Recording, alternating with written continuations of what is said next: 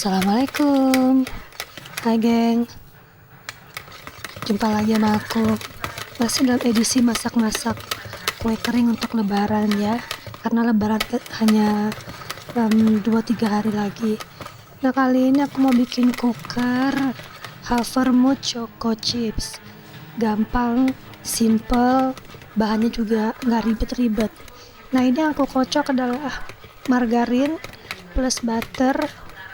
Totalnya itu 250. Jadi kalian terserah mau banyakin butter boleh, margarin lebih banyak boleh, atau mau butter semua atau margarin semua bebas. Pokoknya totalnya 250 gram. Ini kita kocok lepas biar dia nyatu, karena aku keluarin dari kulkas jadi agak sedikit beku. Nah, terus setelah itu nyatu, margarin butter nyatu, kita tambah 1 buah telur. Sebetulnya lebih enak kalau 2 telur sih, 2 telur atau 2 kuning telur saja kayaknya lebih rapuh, karena ini aku bikin hasilnya kayaknya sedikit bukan keras ya, tapi sedikit lebih kokoh gitu ya, lebih crunchy itu over gitu. Jadi mungkin kayaknya lebih baik pakai kuning telur saja, atau pakai 2 kuning telur atau 2 telur supaya dia lebih sedikit lebih encer adonannya. Nah, terus itu aku tambahin gula tepung. Seperti biasa, gula tepung aku itu adalah gula pasir yang aku blender. Ini gula tepungnya sekitar 50-75 gram ya. Kita nggak banyak-banyak karena nanti kan ada choco chips yang bikin manis. Ini kita kocok sampai dia nyatu aja. Cuman entah kenapa lain sedikit masih aku rasakan ngerin dia gula itu, jadi aku agak-agak effort mengocoknya ini. Cobalah kalian lihat tanganku tuh begitu kokoh menggenggam whisker itu. Coba lihat geng. Nah, ini kenapa aku dari nastar, Sukade sampai sekarang atau aku manual, karena seperti yang aku bilang di vlognya nastar, kalau pekan baru panasnya lagi luar biasa, jadi aku males lama-lama di dapur, jadi nggak mau yang banyak-banyak cucian, jadi udahlah nggak mau banyak-banyak rempong persiapan. Kalau manual gini kan lebih simpel ya, jadi istilahnya praktis dan nggak mau ribet, nggak mau lama-lama di dapur. Lagipun juga kalau bikin kue kering ini kan kita sebenarnya nggak butuh mixer ya. Mixer kan itu sebenarnya untuk mempercepat kerja aja. Nah, ini sekarang aku masukin tepung terigu pro rendah itu jumlahnya 225 gram. Nah, ini kita ayak sedikit. Kalian mau ayak boleh, mau nggak boleh, cuman aku nggak tahu kenapa kalau tepung itu aku pengennya diayak. Ini kita ayak sampai selesai geng.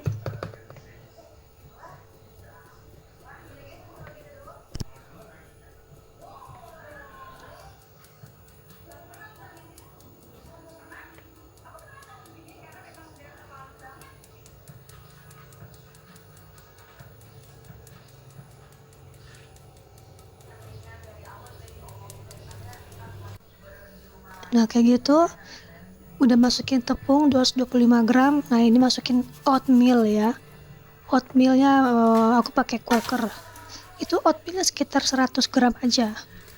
Masukin oatmeal, terus kita masukin choco chips. Ini choco chipsnya aku nggak tahu berapa banyak, tapi aku belinya 2 bungkusnya seperti itu. Kalian mau lebih banyak lagi boleh, tapi choco chipsnya pastikannya mereknya ini ya, mereknya jangan abal-abal karena rasanya nanti ya ada rupa ada harga ya. Dan havermutnya jangan terlalu banyak, nanti keras geng.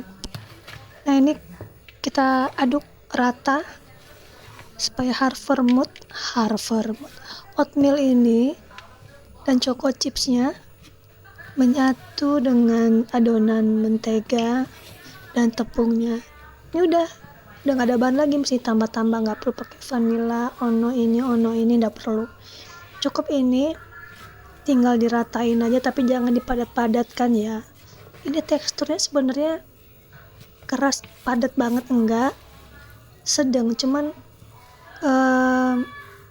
kayaknya sih aku sebaiknya nambahin 1 telur lagi atau 1 kuning telur lagi, kayaknya lebih maksimal hasilnya. Cuma karena ini kan terlanjur ya, aku karena hanya menggunakan 1 telur saja, jadi hasilnya itu crunchy tapi sedikit padat gitu pada saat sudah matang nanti ya. Tapi overall rasa sih nggak ada masalah, rasanya mantap. Nah ini jadi aku aduk terus, dan terus terang hari sudah semakin panas. Aduh, matahari di Pekanbaru ini kapan lah berubah jadi salju ya, panas sekali. Oke geng, kayak gitu teksturnya, warnanya nggak terlalu kuning, jadi lebih kayak mana ya, dibilang pucat juga nggak pucat, kuning juga enggak. Mungkin ada coklat chip itu juga sedikit memberikan efek warna agak kecoklatan, tapi nggak yang terlalu coklat gitu. Nah udah selesai kita adon seperti itu, kita cetak lah seperti biasa. Aku tidak ingin ribet-ribet, jadi aku mencetaknya ala good time, pulung, habis itu dipenyet menggunakan garpu ajaib. Tapi aku pas penyet-penyetan aku nggak videoin ya, karena sama aja sama waktu aku mencetak Sukade tuh, sama geng, persis sama, nggak ada bedanya. Karena cetakannya seperti itu yang paling gampang, paling cepat, dan paling praktis.